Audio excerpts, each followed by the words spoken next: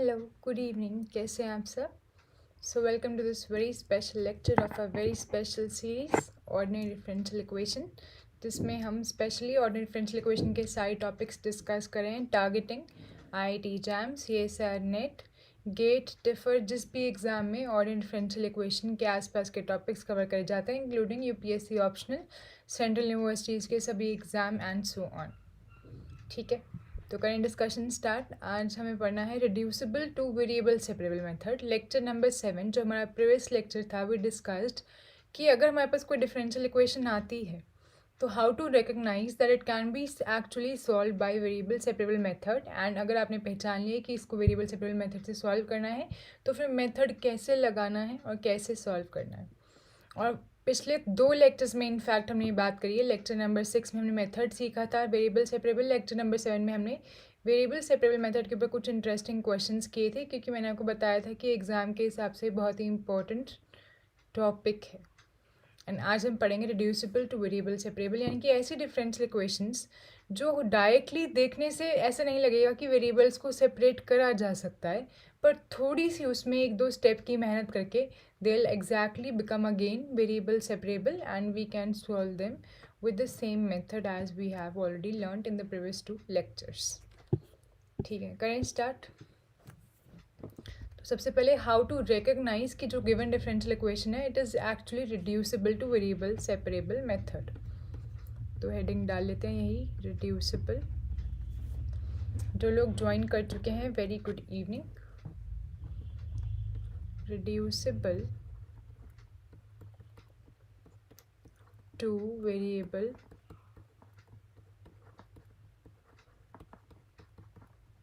Separable.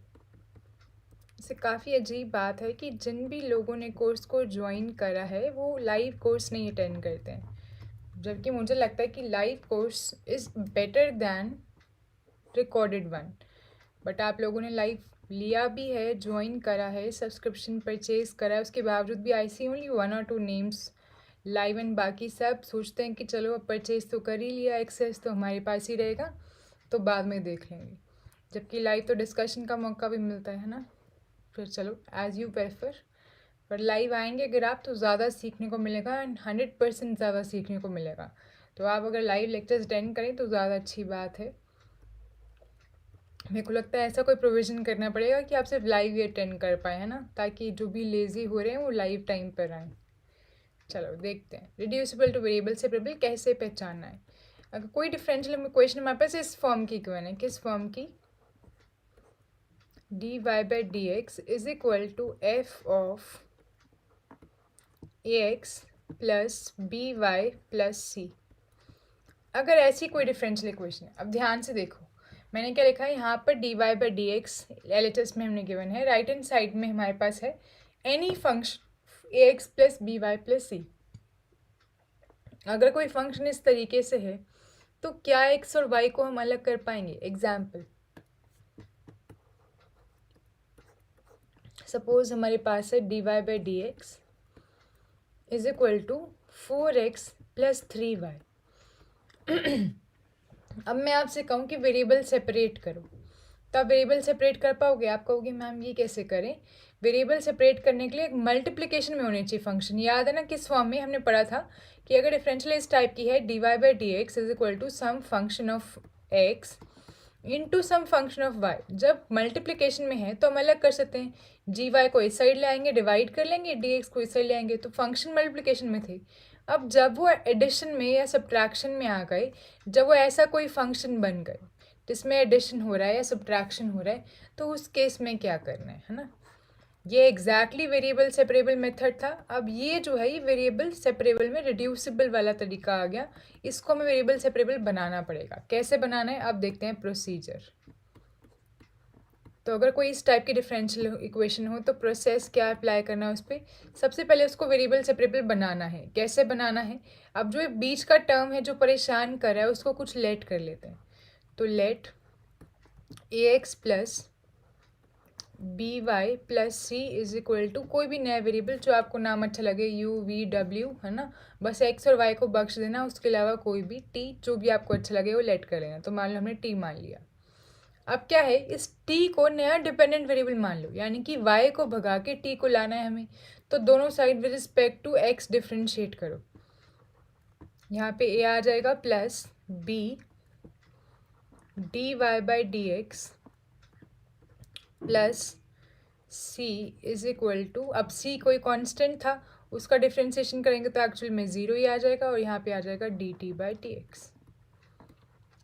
तो हमने क्या किया, हमने वैल्यू निकाल ली dt by d x is equal to a plus b d y by d x, ये निकाल ली। अब आपको क्या करना है, इस पूरी सिस्टम को यहाँ पे सब्स्टिट्यूट कर देना है।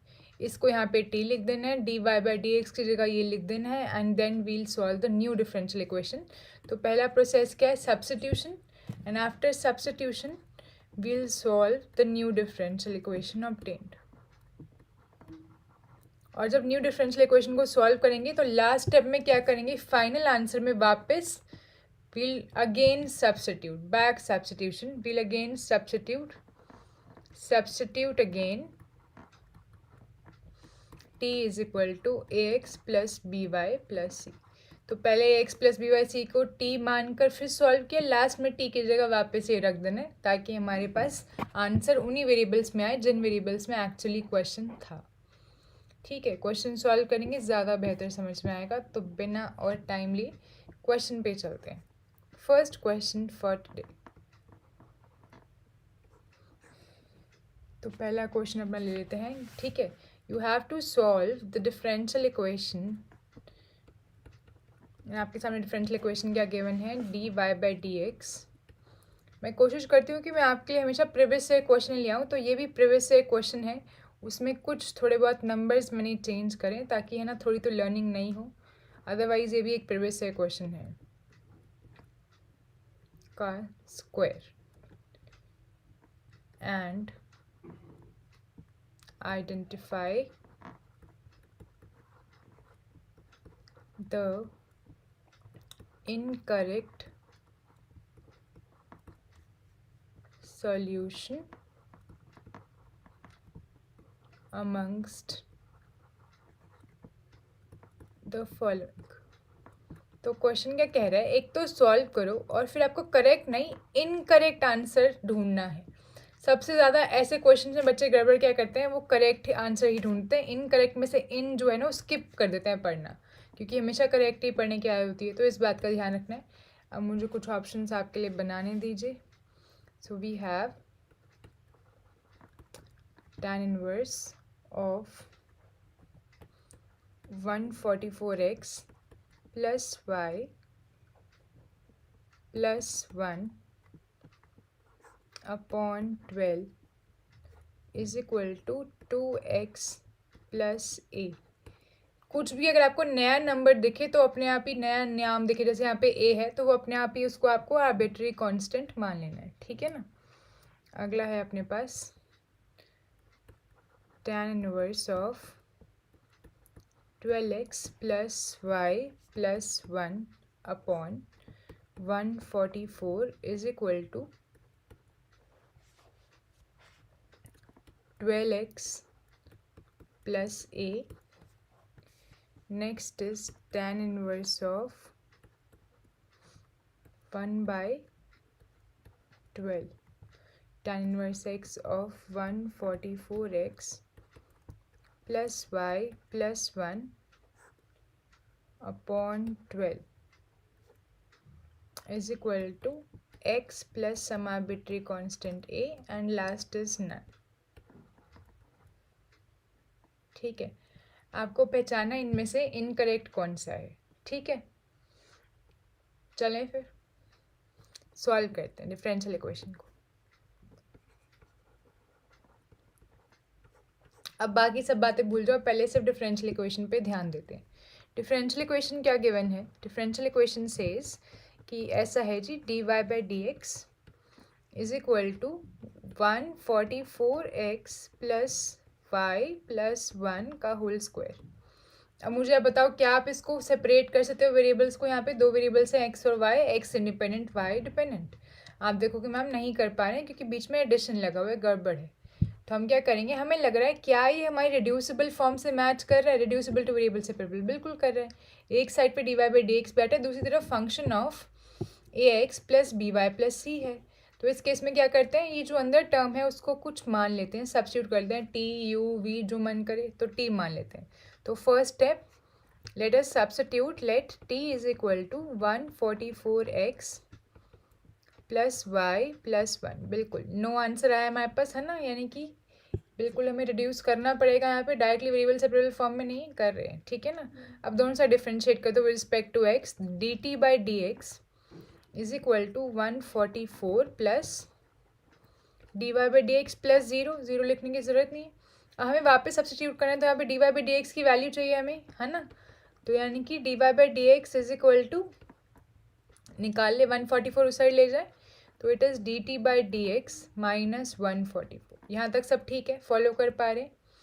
अब हमारे को क्या करना है, एक तो ये इक्वेशन टी को सब्स्टिट्यूट कर देना है, एक ये इक्वेशन, इन दोनों को सब्स्टिट्यूट कर देना है गिवन डिफरेंशियल इक्वेशन में। इसका नाम रख देते हैं 3, ठीक है ना। वैसे तो इतनी इक्वेशन का नामकरण करने की जरूरत नहीं थी, आप लोग को दिख रहा होगा, पर फिर भी चलो अच्छे से लिखते हैं।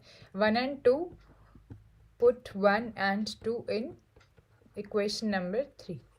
क्या आ जाएगा हमारे पास, अब d y by d x की जगह क्या लिख देना है, ये लिख देना है d t by d x minus 144, लिख दें d t by d x minus 144 is equal to, अब आर एच एस पे 144x प्लस वाई प्लस 1 का होल स्क्वायर, इसकी जगह क्या लिख देना है, टी का स्क्वायर, ठीक है। अब वेरिएबल सेपरेबल फॉर्म में आ गया क्या, देख के बताओ जल्दी से। ये आ जाएगा d t upon d x is equal to 144 plus t square. अब देखो यहाँ पे सिर्फ टी का फंक्शन है, यहाँ पे क्या इसको अलग कर सकते हैं, बिल्कुल वेरिएबल सेपरेबल फॉर्म में आ गया। We can write it as d t का फंक्शन सारा एक साइड ले आओ 144 plus t square, and x का फंक्शन एक साइड ले जाओ, हो गया वेरिएबल सेपरेट आराम से। अब इसको कर दें integrate both sides, so integrating both sides we get, यहाँ पे क्या फॉर्मूला लगेगा याद है, मैंने कहा था इंटीग्रेशन के, ट्रिग्नोमेट्री के, दोनों सब्जेक्ट्स के सारे फॉर्मूला आपको याद होने चाहिए। तो याद आए, बताएगा कोई आप में से यहाँ पे जो बैठे हैं फॉर्मूला, अगर आपको याद दिलाया जाए तो डी एक्स अपॉन ए स्क्वायर प्लस एक्स स्क्वायर का फॉर्मूला क्या होता है जी, याद करो। तो tan इनवर्स को अगर हम डिफ्रेंशिएट करते हैं तो यही आता है, बिल्कुल। तो 1/a tan inverse x by a, साथ में लग जाएगा एक आर्बिट्री कॉन्स्टेंट सी, यही फॉर्मूला होता है, यही यहाँ पे लग जाएगा। अब a स्क्वायर यहाँ पे 12 का स्क्वायर हो गया, so we get 1/12 tan inverse x की जगह यहाँ पे क्या अपने पास t वेरिएबल है ना, तो t अपॉन 12 प्लस हम आर्बिट्री कॉन्स्टेंट सी, वो तो हम एक ही साइड पे ऐड कर देते हैं, यहाँ पे इंटीग्रेशन आ जाएगा x, ये बन गया अपना सोल्यूशन। अब सोल्यूशन t और c में आ गया, हमारे पास गिवन वेरिएबल्स कौन से थे, x और y, तो वापस से बैक सब्स्टिट्यूशन कर देते हैं। अब t की जगह 144x प्लस वाई प्लस 1 दोबारा रख देते हैं, तो ये आ जाएगा 1/12 tan inverse of 144x plus y, और क्या था साथ में, plus 1 by 12 is equal to x plus c. तो ये करेक्ट आंसर है। आप चाहो तो 12 को उस साइड लेके जा सकते हो, तो जो आंसर आएगा वो भी एज इट इज आंसर ही है अपना। अब ऑप्शंस में चलते हैं, हमें बता रहे हैं इनकरेक्ट आंसर, करेक्ट आंसर पहचानो पहले। तो ये वाला आपको लग रहा होगा करेक्ट, यही है अपना correct answer, this is correct. हमें बताना है इनकरेक्ट।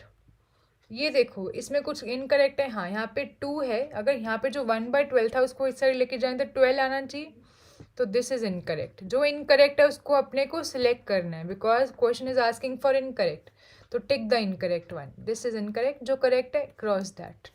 इज दिस इनकरेक्ट, आप देखोगे 12x यहाँ पे गड़बड़ है, ये वाला पार्ट तो ठीक है यहाँ पर यहाँ पे गड़बड़ है। ये देखो ऊपर 144x होना चाहिए, यहाँ पे 12 है, यहाँ पे 144 है, यहाँ पे 12 होना चाहिए, गड़बड़ है, so this is incorrect.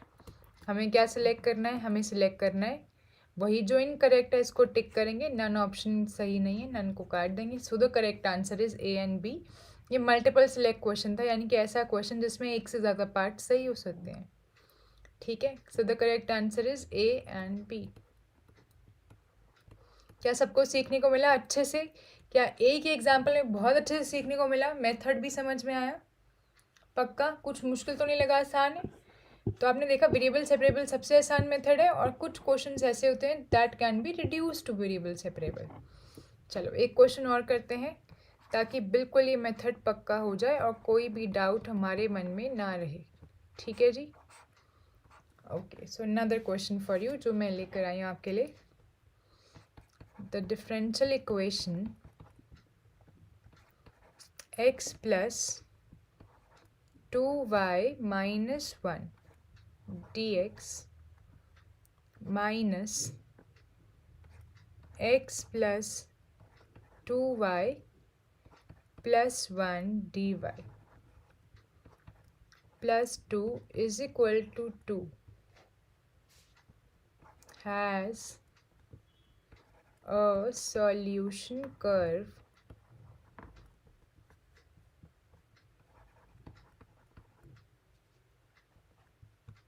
as, हमें इसका सोल्यूशन पहचानना है and let me give you some options. Till that I want you all to try. जब तक मैं बाकी ऑप्शंस लिख रही हूँ, क्वेश्चन आपके सामने है, आपको ऑलरेडी मालूम है रिड्यूसिबल टू वेरिएबल सेपरेबल है ना। पेपर में डिफिकल्ट बात क्या होती है, ये भी पहचानना होता है कौन सा मेथड लगाना है। अब यहाँ तो आपको मालूम है कि इस वीडियो में रिड्यूसिबल टू वेरिएबल सेपरेबल की बात करें, वही मेथड लगेगा, तो जल्दी से लगाना स्टार्ट करो। ठीक है। अब इस डिफरेंशियल क्वेश्चन में अच्छी बात क्या है, ये देखो this is not arranged for you, यानी कि इसको देखते ही एक ही झटके में पहचानना आसान नहीं है कि क्या ये रिड्यूसिबल टू वेरिएबल सेपरेबल है। वो अलग बात है कि जैसे आप 1 2 4 क्वेश्चन प्रैक्टिस कर लेंगे, आप प्रो हो जाएंगे, तो मेरे को देखते पता लग रहा है कि हाँ जी है, आपको भी लग जाएगा, पर एकदम से पहचानना आसान नहीं, यानी कि वी हैव टू अरेंज। जब भी क्वेश्चन ऐसा, सबसे पहले क्या करो, D by by d x को एक जगह ले आओ, बाकी सब दूसरी जगह ले जाओ। तो आप सबसे पहले रीअरेंजमेंट करें till I write the options, and I want you all to do the rearrangement and then start solving further. फिर हम आगे देखते हैं कि किसका सही है। ठीक है, तब तक मैं आपके लिए ऑप्शंस लिखती हूँ, and your options are x plus 2y plus 4/3 log of 3x plus 6y minus 1 is equal to C. Second option is x plus 2y plus 4/3 log of 3x plus 6y minus 1 is equal to 3x plus C. Next is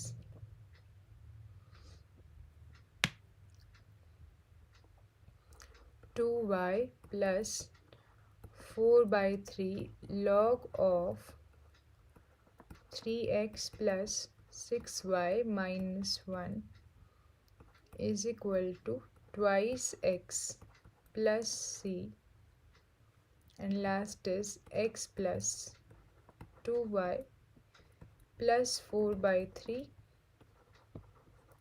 log of 6x plus 3y minus 1 is equal to twice x plus c.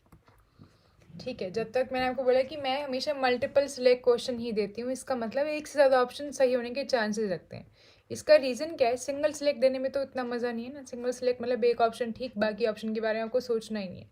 तो क्यों ना यहाँ पे हम ज़्यादा सोचें, जब हम पढ़ रहे हैं, जब हम सीख रहे हैं, तो ज़्यादा सोचते हैं। पेपर में आपके पास दोनों वैराइटीज़ आएंगी, सिंगल सिलेक्ट ऑप्शन सोचना, मल्टीपल सिलेक्ट ऑप्शन सोचना, एंड है ना। ऑफकोर्स आपने अगर मल्टीपल सिलेक्ट की प्रैक्टिस कर ली तो सिंगल सिलेक्ट ऑप्शन सिलेक्ट करने में कोई बड़ी बात नहीं है। चलो फिर सभी ने ट्राई करा? हाँ जी, जो बच्चे लाइव है कि कौन से स्टेप तक पहुंच गए, करिए अरेंज, लेट अस सी। आप लोग साथ में क्रॉस चेक करते जाएं। तो अब given differential equation variable separable है कि नहीं, कैसे रिड्यूसिबल टू वेरिएबल सेपरेबल है या नहीं, कैसे पहचानना है, लेट अस फर्स्ट रीअरेंज। तो आप देखो कि अगर आपकी 2 और 2 दोनों साइड है, दैट कैन बी कैंसल्ड। फिर यहाँ पे नेगेटिव टर्म है, उस साइड ले जाओ ताकि पॉजिटिव टर्म बन जाए और dx और dy को अलग करने की हालत में हम आ जाए। तो let us rearrange the differential equation. We get x plus 2y minus 1 into dx is equal to x plus 2y plus 1 into dy। यहाँ तक ठीक है, सबको समझ में आया, सिंपल स्टेप लगाया है हमने। चलो अब ऊपर हमें क्वेश्चन की ज़रूरत नहीं है, अब हम इसी से रीअरेंजमेंट कर सकते हैं। ठीक है, करें, लग जाए काम पर। आगे बताओ। अब d y by d x को एक जगह पे ले आओ, बाकी सब दूसरी जगह ले जाओ। तो d y by d x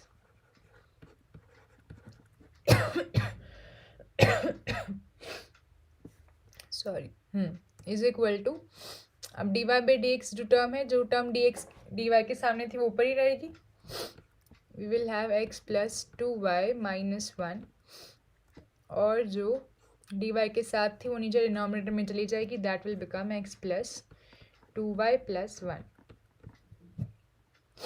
यहाँ तक आप सब फॉलो कर पा रहे हैं. अब देखो यहाँ पे एक फंक्शन दिख रहा है RHS में आपको. आप देख पा रहे हो इस फंक्शन में कुछ पैटर्न है. ऊपर भी x प्लस 2y माइनस 1 है, नीचे भी x प्लस 2y माइनस 1 है. दोनों में x प्लस 2y कॉमन है. क्या इसको हम ऐसे कह सकते हैं RHS में there is basically function of x plus 2y, है ना? ऐसा ही है ना? तो फिर इसका मतलब हमें यहाँ पे हिंट मिल गया कि सब्स्टिट्यूट किसको करना है, x प्लस 2y को.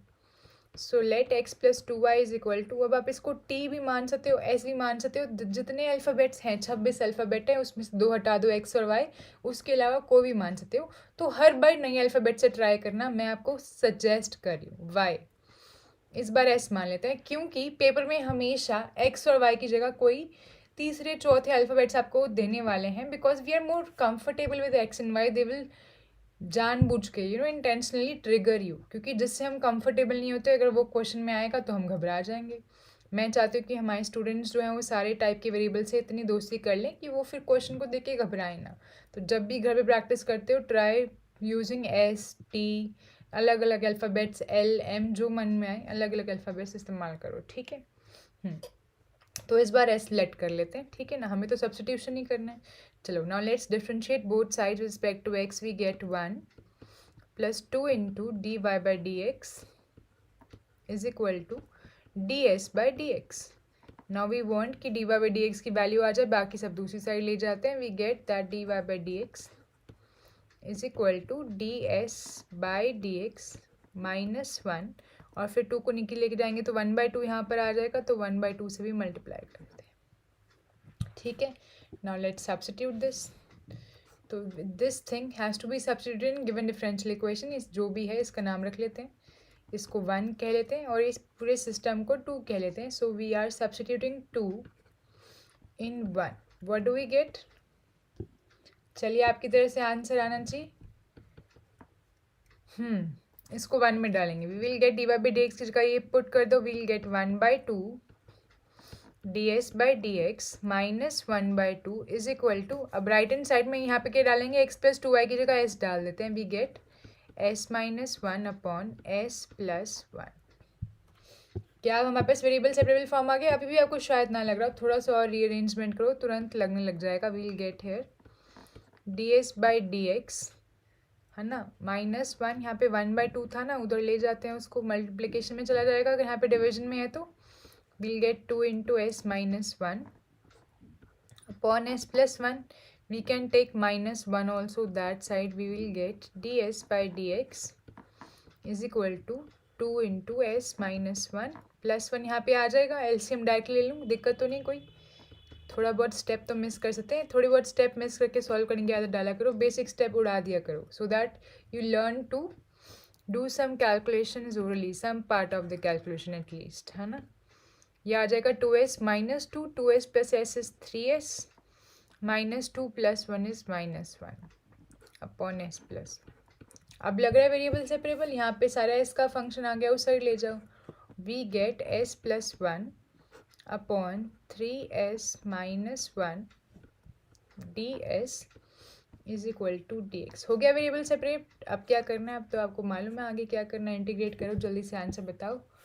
मैम x प्लस 2y को ही क्यों सब्स्टिट्यूट करेंगे, आप बताओ प्रेरणा. और कोई सब्स्टिट्यूट कर सकते हैं. हमें कोई भी ऐसी सब्स्टिट्यूशन करनी है जिससे कि हमारे पास रिड्यूसिबल टू वेरिएबल सेपरेबल आ जाए, वेरिएबल सेपरेबल फॉर्म बन जाए. अब आपने देखा जब तक यहाँ पे x प्लस 2y बैठा है तब तक हम क्या x और y को अलग कर सकते हैं? नहीं ना, क्योंकि जब तक x और y एडिशन में है दिक्कत है. आप देखो यहाँ पर आपको ऑलरेडी मैंने हिंट दे दिया था एग्जाम्पल में भी, और क्वेश्चन से पहले हमने जो जनरल फॉर्म पढ़ी थी कि ये x और y जब तक एडिशन में है दिक्कत है, एडिशन में है दिक्कत है. We'll have to make them to come into multiplication. अब इसलिए हमेशा किसको सब्स्टिट्यूट करेंगे, जो दिक्कत कर रहा है. सब्स्टिट्यूट किसको करते हैं, किसको भगाते हैं, जो दिक्कत कर रहा है उसी को भगाएंगे ना. आर यू क्लियर नाउ बच्चे? तो यहाँ पे x plus b y plus c इसी फॉर्म को हमेशा सब्स्टिट्यूट करते हैं। ये देखो हमने लिखा था जनरल फॉर्म में, इसीलिए क्योंकि वो हमेशा दिक्कत करेगा। उसको सब्स्टिट्यूट करने से क्या होगा, देखो हमने जैसे ही सब्स्टिट्यूट करा हमारी डिफरेंशियल इक्वेशन आसानी से वेरिएबल सेपरेबल में रिड्यूस हो गई। अब हम इसे आसानी से सॉल्व कर सकते हैं। ठीक है, तो सब्स्टिट्यूशन हमें इस तरीके से करनी है। That is what we have to identify है कि क्या सब्स्टिट्यूट करें कि रिड्यूसिबल हो जाए टू वेरिएबल सेपरेबल। ठीक है जी, अब करो इंटीग्रेशन। आगे बताओ इंटीग्रेट कैसे करेंगे। तो बेसिक इंटीग्रेशन है, आप सभी को आता है। इंटीग्रेशन करने के बहुत सारे तरीके होते हैं, आप देखो कौन सा तरीका आपको यहाँ पे सही लगता है। नीचे 3s है, ऊपर हम 3s बना सकते हैं। तो multiply and divide by 3, we get 3s plus 3 upon 3s minus 1 ds। Right hand side पे इंटीग्रेशन करते हैं, that will be x plus c. ठीक है, अब आगे इंटीग्रेशन करें हम यहाँ पे 1/3। इसको हम क्या कर लेते हैं, कुछ ऐसा बना दें कि हमारा काम आसान हो। तो 3s minus 1 upon 3s minus 1। अब ऊपर तो 3 था, तो -1 में कितना जोड़े कि 3 आ जाए, 4 जोड़ दें तो ये आ जाएगा plus 4/3 1 upon 3s minus 1। Easy.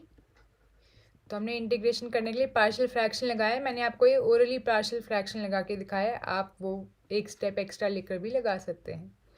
अब इसको इंटीग्रेट कर लेते हैं। मैम उसमें -1 उसके साथ वो नहीं लेंगे क्या? अच्छा बच्चे, चलो इंटीग्रेशन करते हैं। Prerna, I will answer your question. Okay, let's integrate first, I will tell you why. ये इंटीग्रेशन हम करेंगे। ये तो 1 आ गया, तो 1 आ गया तो सिर्फ ds बचा, उसका इंटीग्रेशन हो रहेगा s/3 प्लस 4/3। इसका इंटीग्रेशन क्या आ जाएगा, लॉग आ जाएगा, log of mod of 3s minus 1 और 3 को वापस डिवाइड भी कर देंगे। So divide by 3 once again is equal to x plus c. यहाँ तक सबको समझ में आया? इजी। ठीक है, अब आगे चलते हैं।